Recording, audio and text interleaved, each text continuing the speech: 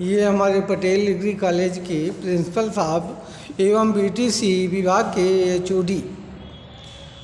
Sir बताइए, जो परीक्षाएं हो रही हैं, इन परीक्षाओं में बड़ी दूर दराज के बच्चे आते हैं, तो क्या ये परीक्षाएं उचित समय पर हो रही हैं?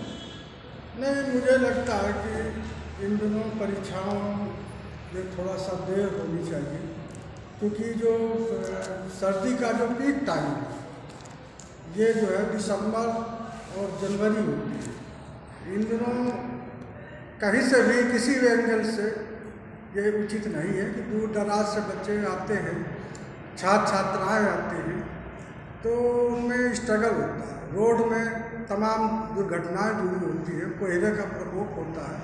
तो किसी भी एंगल से मुझे नहीं लगता कि ये परीक्षाएं उचित समय पर हो रही है, लेकिन अब शासनादेश है, उनका अनुसरण करना हमारा दायित्व हो गया है। डीसी साहब का आदेश है, तो सभी महाविद्यालयों में हो रही हैं, तो स्ट्रगल तो है ही है। और समय को देखते हुए अगर ये कहा जाए सेमेस्टर तो 6 मंथ में के बीच में होना अनिवार्य है, तो उनकी भी अपनी एक समस्याएं हैं।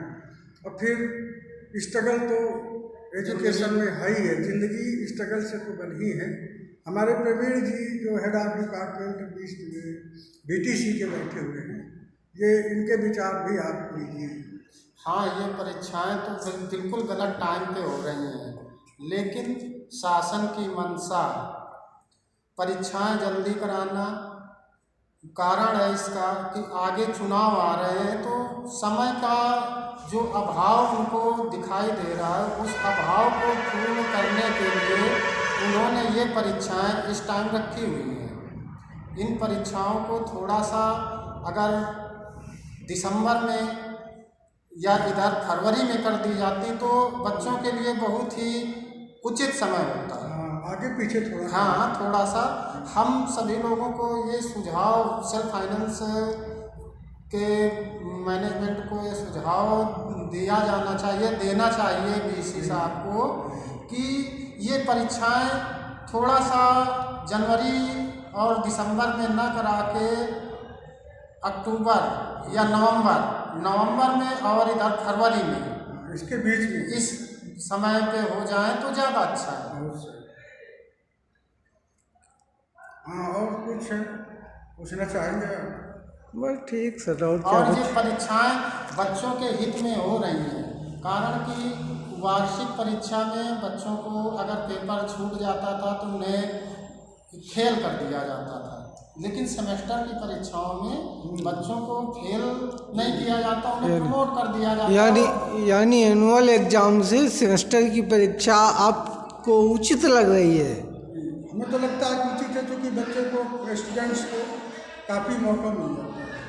इसमें मौके में किसी बच्चे का अगर किसी सब्जेक्ट में मार्क्स कम आते हैं या किसी कारण से वो एग्जाम नहीं पार्टिसिपेट कर पाता है, तो मुझे लगता है कि वो उनको एक अवसर तो मिल ही जाता है। तो इस एंगल से अगर देखा जाए तो ये बहुत अच्छी बात है, लेकिन इन एंगलों को अगर ध्यान में रखा जाए तो वर्ष भर जो शेड्यूल हमारा जो है एग्जामिनेशन का है, स्टडी का, तो वो बिजी जा रहा है। थोड़ा सा यहाँ भी फोकस करने की ज़रूरत है।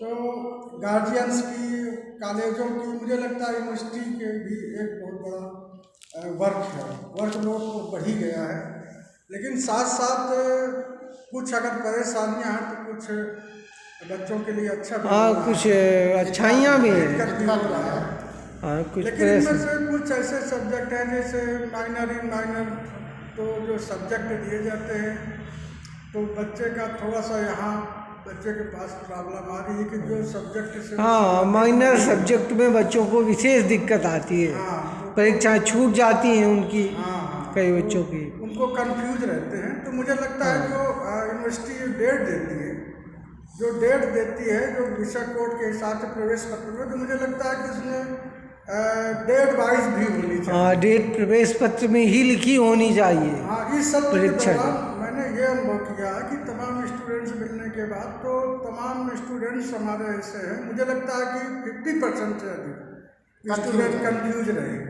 तो मुझे लगता है कि अगर बच्चे के पास अगर डेट वाइज सब्जेक्ट कोड पढ़े होने चाहिए। आप सीट निकाल ही रहे हो, हाँ, परीक्षा वो भी- तिथि, वो भी परीक्षा कहीं ना तिथि अति अनिवार्य है, अनिवार्य होना चाहिए, अति आवश्यक चीज़ है ये। आवश्यक चीज है। यानी प्रवेश पत्र में इसका ऐड होना जरूरी है जी आपके अनुसार। जी, मेरे अनुसार ऐसा लगता है। ठीक है सर, धन्यवाद। ओके, ठीक है।